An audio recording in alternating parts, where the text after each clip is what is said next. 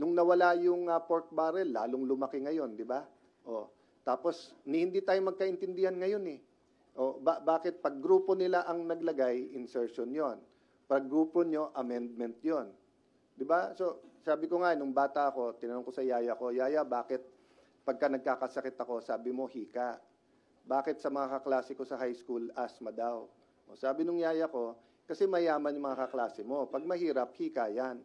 Pag mayaman, asthma yan. So bakit kapag kasi Risa, amendment yan, hindi insertion.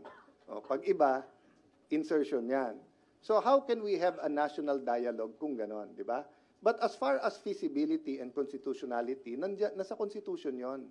The only question for us is, are we willing to sacrifice? Now, if we're not, okay lang, let's move on. Oo nga.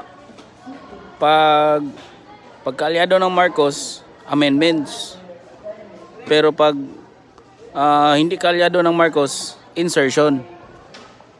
Kapag kaalyado ng Marcos, sasabihin, amendments yun, hindi corruption, walang corruption na nangyari.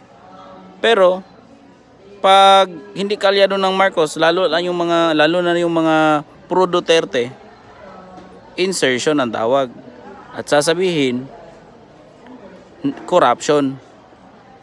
Double standard ng mga puta.